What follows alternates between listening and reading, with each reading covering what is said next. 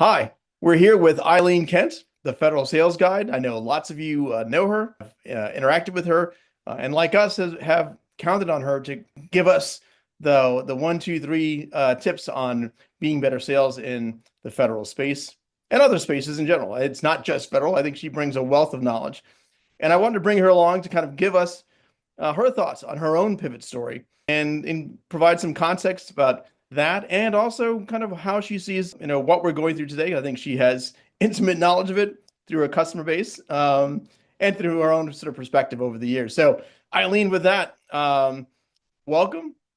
And I wanted to ask you, tell us your story. How did it all start? Where did you have to make the pivot? Why? We'll listen closely. Take care. Thank you so much, Ron. Thank you so much for having me today.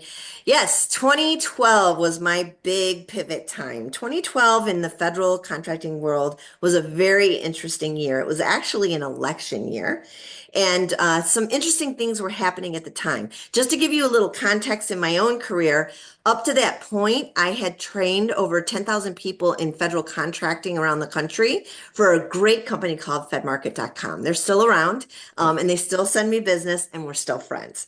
But I but Dear. I did a lot of training for them for many, many years, and I had also helped a roofing company during the American Recovery Act 2010 to 2012 capture 65 million in 18 months.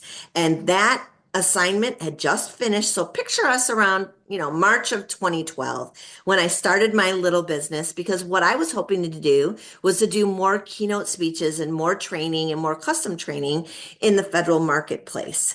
But there were some things that happened in the market that look awfully familiar to me You think? right now. The Pray first thing tell.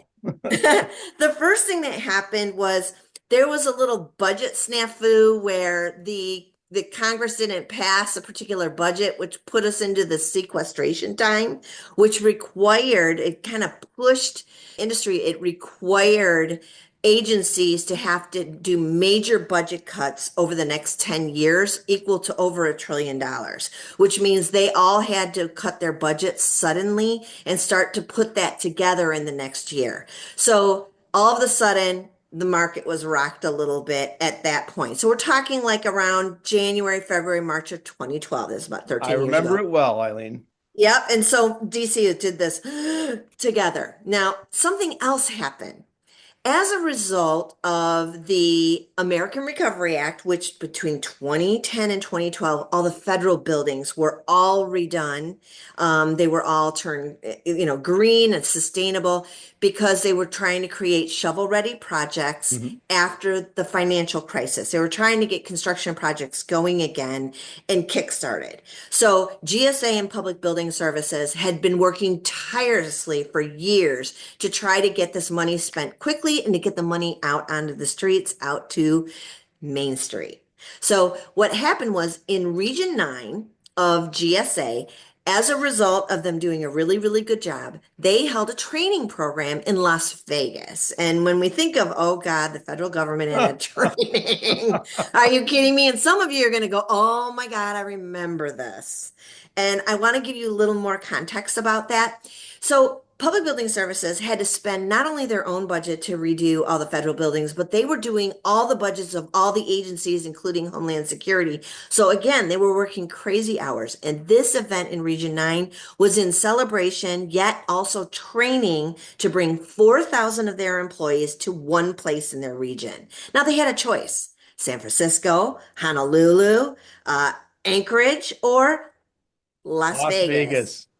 which at the time, again, rooms were so cheap. Ron, you got to say, how cheap were they? How cheap were they? I can tell you, when I was training in Las Vegas during that time, I got the Britney Spears suite for 99 bucks a night for a Wow. week.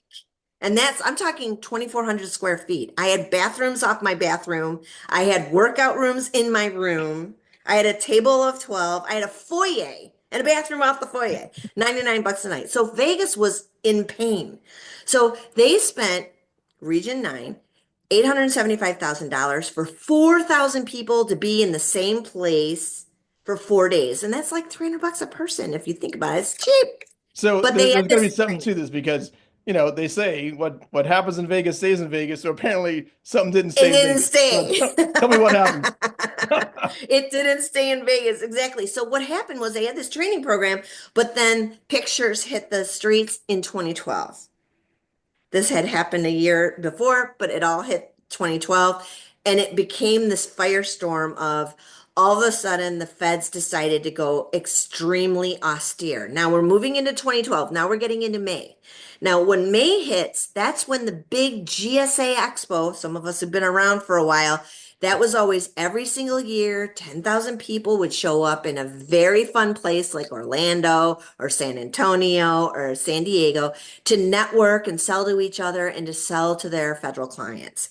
And this show happens literally 2 weeks after, and GSA's hosting it Right. after this party had been outed, right? And I'm not kidding you, they went completely austere at this show. They had, instead of four color trade show bags with pins and swag, they had burlap bags that were about this big. Hey, that's a sign of atonement. I like it. I like the vibe. Exactly. And with purple, only one color, purple on it, which also kind of has an atonement in there. So it went austere. And their trade show booth, which in the past, I'm not kidding you, the year before, they had trees, full-size trees in Wow. their trade show booth with birds in them because they were talking about green and sustainability. And the year before that, they were two-story trade show booth. Now, at this show, it was white carpet, about 25 chairs, a big screen that only talked about following the federal acquisition regulation. It was so austere. None of the buyers showed up, and all the companies were like, "This is a big bust. This industry's done." And so what happened now, remember, I started my business. I started my little business Right. March of 2012. We're at May, 2 months in, and it was like Wile E. Coyote for me, like everything, all the training fell apart. Nobody was hiring federal salespeople. They were letting them go. And So so then you it was just this quiet time. I feel the same way exactly right now for everybody. Everyone's just got this like, what's going to happen? you've laid out the sort of the context, the challenges Yeah. you were faced with. What's your pivot? What Yeah. happens? Finish the So, story. so yeah, exactly. So the first thing I did, which I would always say to you, is I sat down with the person I trusted the most. I had a mentor who had been in the business for 40 years, and he was one of the original designers of the Stealth, who built a company to 600 and sold it to ATK. And we went on some long walks, and I laid Walks are out good. my own personal capabilities to him. And we kind of went back and forth. And then people started to call me owners of companies who let their federal salespeople go, who all split with all their leads, and said, Eileen, I'm sitting here looking at my GSA schedule. I don't know anything about it. I don't know anything about federal sales. I let my federal salesperson go, yet I have to do something with this. I can't hire you like the roofing company did, but can you tell us what to do? Tell us what to do. And so I went back to my mentor and, this is what I did in the past and this is what they're asking. And I got enough of these requests that I sat down and then my mentor said to me, Eileen, if they did hire you, what would you do in the first month? And so I said to myself, okay, the first thing I would do is train them on the federal sales game, teaching them, relationships with the agencies and contract vehicles so they understood them. Right. Then I would do a deep dive competitive analysis, looking at the data to see who buys what they sell.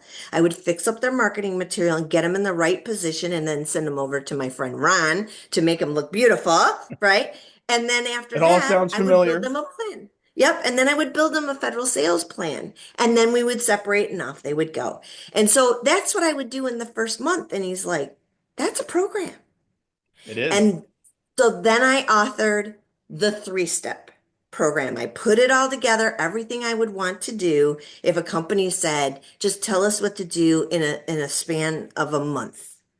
And then would be able to disengage and I would let them go on their way. It wouldn't be a general class for everybody or a cohort. It would be one-on-one with that company, specific and customized for them.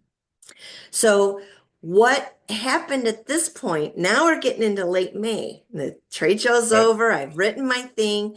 And I was walking, it was Memorial Day. I was downtown Chicago. There's a beautiful old church right on Michigan Avenue. And I was with family and we decided to go in. So we went in anyway. So I thought, I'll be right back. And I got on my knees and said, okay, I need some intervention here. Did what I build, does it make sense? Show me a sign, please. And the Monday after Memorial Day at 9 a.m., I got a call. Eileen, this is Moses. Oh, Here's my credit card. I need your help.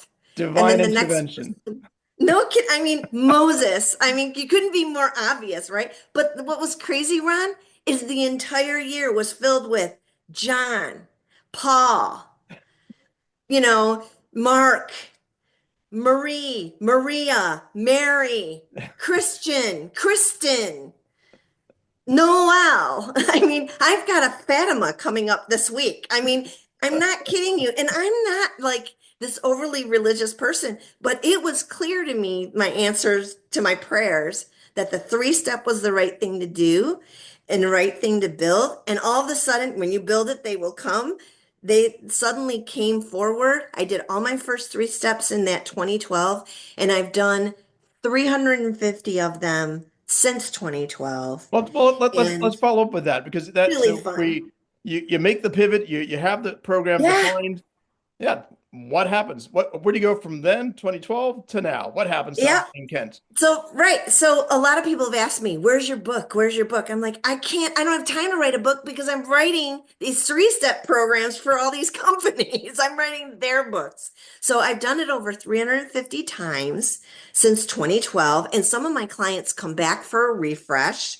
And in 2015, I did a little bit of an additional thing that, again, one of the things I find is listen to your clients, listen to what they're asking for. Because they started to say, I love the three-step program that we worked together for about a month in these three training programs that you customize, but we'd like you around for a little bit longer. So I have a thing called Guide for a Year where I work with a company 5 hours a month, guiding their team along, helping them with the plan, helping them with leads, helping them hire and train new people, all the things that a senior VP would do in federal sales, that maybe you don't have on your team. Right. You just have salespeople that need guidance. So that was another pivot that I did at the time in 2015 was to add the guide for a year. And so I've guided you and I've had your Absolutely. team go through guide for a year with me and you guys are knocking it out of the park. So it's been a really fun ride, but here we are again in another dip. That's right. And what do we do? Right? And that's why we're having these conversations, right? It's really nothing new, right? And with change comes opportunity. But to your point, Exactly you got to right. you got to be willing to listen to needs, listen, right? And take those long walks with mentors, right? I think that absolutely resonates with me. So what else? Yeah. So I would say, I mean, for now, the big thing is, I would say in the federal marketplace, relationships couldn't be more important than they are right now. Some of your people are leaving, but some of your people are being promoted. So if you don't have a relationship right now, you have to work your relationships or start to try to build and pay attention who to do it with, because this market more than ever is going to be relationships. And in fact, a lot of people have been leaning too heavily on their set asides. And I've been saying this to you, Ron, and I Yep. say it to everyone I talk to. You have to lead with your capabilities. And you Bingo. just happen to be a woman owned. You just happen to be 8A or service disabled vet or hub zone. But you got to be really good at something to come into this market. You can't come in here going, I'm a woman owned business, give me work. No, Right. it has nothing to do with it. It has to be doing, it has everything to do with you being really good at a particular focused offering. So, Yeah, you can't build a business on a set aside. I mean, it's just not yeah. sustainable. Yeah, it's a Well, good. there's a lot of people trying to do that right now and that have been marketing it that way for many years. And that middleman approach is dead.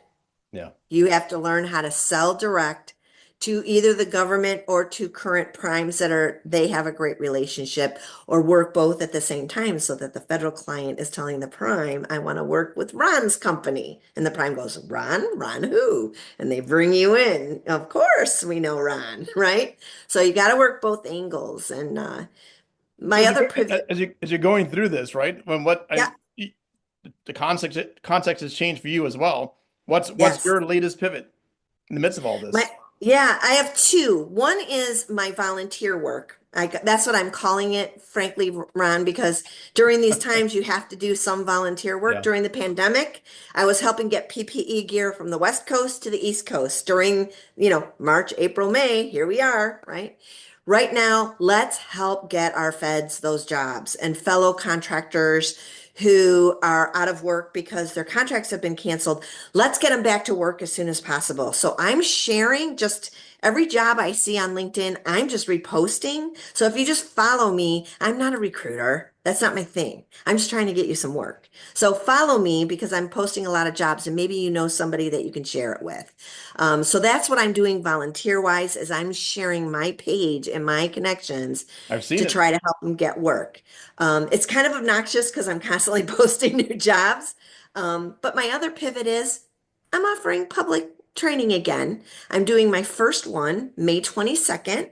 It's going to be building blocks of a winning proposal, and it's going to be available on Eventbrite. Now, normally this class, Ron, and you know because you've taken it, it can be for a group either 2,500 for a company or $5,000 for me to do this 4-hour training for a large organization.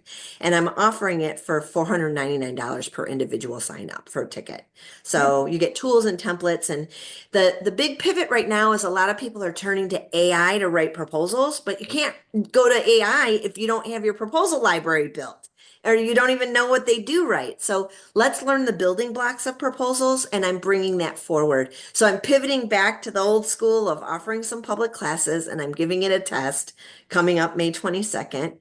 So that's a mini pivot that I'm doing in my business, but I will always be offering the 3-step program and my guide for a year, always.